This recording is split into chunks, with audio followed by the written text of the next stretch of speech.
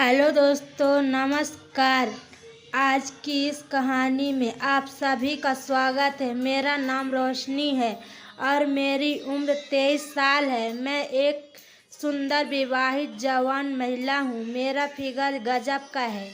जो भी देखता है वह मेरी ओर देखता ही रह जाता है और मेरा रंग दूध की तरह साफ है। मेरा जिस्म बिल्कुल कसम कारीगरी की तराशी हुई संगमरमर की मूर्ति की तरह है। मेरी शादी हुए 3 साल हो गए और मेरी एक बेटी है और अब वह 9 माह की है। जब वह 3 माह की थी तब मेरे पति का तबादला विदेश में हो गया था, क्योंकि उनका क्षेत्र इंटरनेशनल था, इसलिए वह परिवार को अपने साथ नहीं ले जा सकते थे। उन्हें हर साल 1 माह के लिए भारत आने की इजाज़त थी। विदेश जाने उनकी मजबूरी थी, इसलिए मुझे और 3 माह की बेटी को अकेला छोड़ गए थे। हम अकेले ना रहे, इसलिए मेरे पति ने मेरे नंदोई यानी कि मेरी ननद के पति को हमारे पास रहने के लिए गांव से शहर बुलाया था। मेरे नंदोई जब हमारे साथ रहने के लिए आए तब उनकी उम्र 35 साल की थी। वह हमसे अलग गांव में रहते थे। मेरी ननद की मृत्यु 2 साल पहले हो गई थी और पिछले 1 साल से ज़्यादा वहीं पर गांव में अकेले ही रहते थे। नंदोई जी आर्मी से रिटायर होने के बावजूद वह फुर्तीले थे। आर्मी के तौर तरीके और तहजीब वह अभी तक नहीं भूले थे। गांव में रहने और खेतीबाड़ी करते तथा गांव के शुद्ध वातावरण के कारण उनका शरीर बहुत ही गठीला और सुड़ैला था। इस आयु में भी वे एकदम 30 साल के जवान लगते थे। पति के न जाने के बाद पिछले 7 महीने से वह हमारे साथ ही रहते थे। पढ़े लिखे होने के कारण उनका उठना बैठना पहनाव भी शहरीला वासियों जैसे था, इसलिए मेरे साथ घर में बहुत जल्दी एडजस्ट हो गए थे। घर के काम और बेटी की देखभाल में भी मेरा हाथ बटाते थे। मुझे और मेरे पति को वो सब करना बहुत पसंद था और अब मेरे पति को अमेरिका गए हुए लगभग 7 महीने हो चुके थे और इन 7 माह में पहले 2 माह तक मुझे एक बार भी क्रिकेट खेलने को नहीं मिला, इसलिए मैं इतनी बेचैन रहती थी और सारा दिन तड़पती रहती थी, पर कोई भरोसा का नज़र नहीं आता था। लेकिन 5 माह बाद मुझे अचानक ही एक ऐसा अवसर मिला जिससे मुझे मेरी ज़िंदगी में बहुत बड़ी खुशी मिली और वह मेरी अभी तक जारी है। यह उस दिन की बात है जब मैं घर की सफाई का काम करती हुई नंदोई जी के कमरे में गई तो मैंने पाया कि वे कमरे में नहीं थे। मुझे समझ नहीं आया कि वे गए कहाँ होंगे, इसलिए मैं इधर उधर देखने लगी और तभी मुझे उनके बाथरूम की लाइट जलती हुई नज़र आई। मैं जिज्ञासावश उठी और देखने चली गई। वहाँ मैंने देखा कि बाथरूम का दरवाज़ा थोड़ा खुला हुआ है और अंदर से कुछ अजीब सी आवाज़ आ रही है। मैं सुनकर घबरा गई और सोचा कि शायद नंदोई जी की तबीयत ठीक नहीं है, वह किसी तकलीफ में है। मैं घबराहट से जल्दी से बाथरूम का दरवाज़ा खोलकर अंदर झांकने लगी। अंदर का नज़ारा देखकर मेरे तो होश ही उड़ गए। नंदोई जी अपने औजार की बड़ी तसल्ली से मालिश कर रहे थे।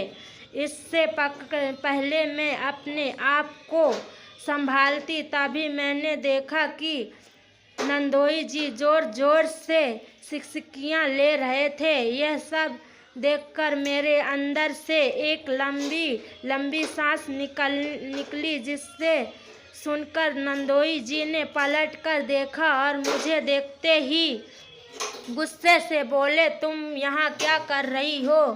उनके गुस्से से भरी आवाज़ सुनकर मैं डर गई और बिना आवाज़ किए वहाँ से भाग गई।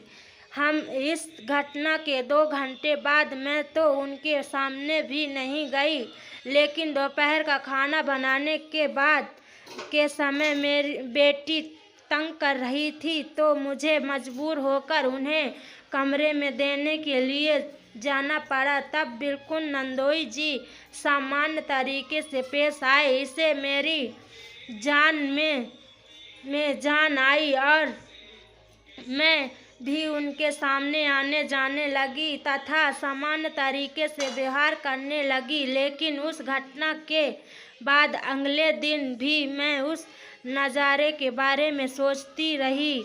अगले दिन रात को सोने के समय मेरी बेटी बहुत रोने लगी। जब वह चुप नहीं हुई तो मैं उसे नंदोई जी के कमरे में लेकर गई और उन्हें देखकर उनसे चुप कराने का आग्रह किया। नंदोई जी ने गोद में लिया और मुझे तेल लाने को कहा। मैंने उन्हें तेल लाकर दिया तो उन्हें मेरी बेटी के पेट पर तेल मलना शुरू कर दिया। मेरी बेटी के पेट पर तेल मलना शुरू कर दिया। कुछ ही देर में बेटी चुप होकर उनकी गोद में सो गई। मैं उसे उनके पास छोड़कर अपने कमरे में चली गई। तभी मेरे दिमाग में एक योजना आई कि अगर मैं नंदोई जी को अपनी झलक दिखला दूं तो शायद कुछ बात बन जाए। अपने सारे कपड़े चेंज करके अपने लाल रंग का पारदर्शी नाइटी सूट गाउन पहना, फिर बेटी को नंदोई जी के कमरे में लेने गई। नंदोई जी ने मुझे उन कपड़ों में देखा और एकटक देखते ही रहे थे। उनकी आंखों की चमक बता रही थी कि वह मेरी बिछाए हुए जाल में फंस जाएंगे। मुझे सिर्फ कुछ इंतजार करना पड़ेगा। जब मैं नंदोई जी से बेटी लेने के लिए हाथ बढ़ाया तो वह मुझे देखते ही एकदम स्थिर हो गए। मैंने कहा, नंदोई जी यह सो गई है, लाइए मैं इसे को बिस्तर पर सुला दूं। तब उन्होंने कहा, यह अभी सोई है, कच्ची नींद में है, इसलिए इसे अभी यहीं रहने दो। मैं अपने कमरे में चली गई। मुझे नींद नहीं आ रही थी, इसलिए मैं बहुत देर तक ऐसे ही करवटें बदलती रही। तभी मुझे याद आया कि मैंने बेटी को दूध नहीं पिलाया। मैं उठी और नंदोई जी के कमरे में गई तो पाया कि वह भी सो गए हैं।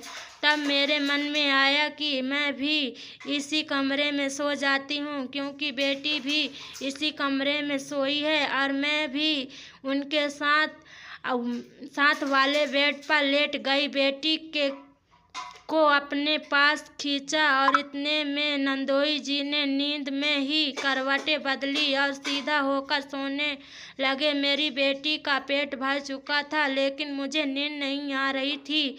मैंने बच्ची को अलग से सुला दिया और वहीं बैठकर नंदोई जी को निहारती रही। मैंने महसूस किया कि मैं क्रिकेट खेलकर जिंदगी का मजा चाहती हूँ। मैं अपना अकेलापन दूर करना चाहती हूँ, अपनी भूख मिटाना चाहती थी। इसके लिए अब मुझे मेरे पति की गैर हाजिरी में भरोसे का और पूर्ण संतुष्टि करने वाला पुरुष मिल चुका है। अब मैं और ज़्यादा इंतज़ार नहीं कर सकती और इसलिए मैंने अपनी सारी शर्म और हया छोड़कर मैं नंदोई जी के पास जाकर बैठ गई। तो थोड़ी देर बाद नंदोई जी हिलने लगे। मुझे लगा कि उनका हाथ मेरे सिर पर आ गया है और मैं नंदोई जी जाग गए हैं। उनकी इस हरकत से मैं थोड़ा घबरा गई। मेरी हालत पतली हो गई थी, मेरी सांस उखड़ रही थी। फिर मैंने हिम्मत नहीं छोड़ा। करीब 1 घंटे बाद नंदोई जी का हाथ मेरे सर से हटा और नीचे आ गया।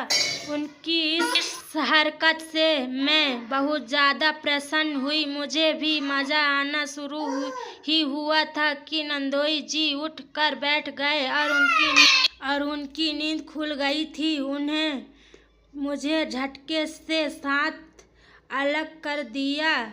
उन्होंने उठकर लाइट जलाई और वह कच्चे होकर मुझे देखने लगे। मैंने जवाब दिया, नंदोई जी, मैं तो वही कर रही थी जो आप चाहते थे। नंदोई जी बोले, मैंने ऐसा करने को कब कहा? तुझे ऐसा नहीं करना चाहिए था और माफ़ कर देना चाहिए था। ये फिर बोले, मैंने आज तक आपको कोई भी आदेश का इशारा नहीं डाला तो मुझे कैसे मानते हो? मैंने उत्तर दिया, अरे मैं तो नींद में और सपने में ये था। यह सब तुम्हारी ननद कर रही थी, इसलिए मैंने ऐसा इशारा किया होगा। मैंने कहा, नंदोई जी, तो क्या हो गया अगर मैंने इशारे को आपका देह समझकर आपकी सेवा भी करती तो आपका सपना और मेरा कर्तव्य पूरा हो जाता। अरे तू बात क्यों नहीं समझ रही है? मैं नादान बनती हुई बोली। इससे पहले कि कुछ बात कहे या बात ज़्यादा बिगड़े, मैं उठकर खड़ी हो गई।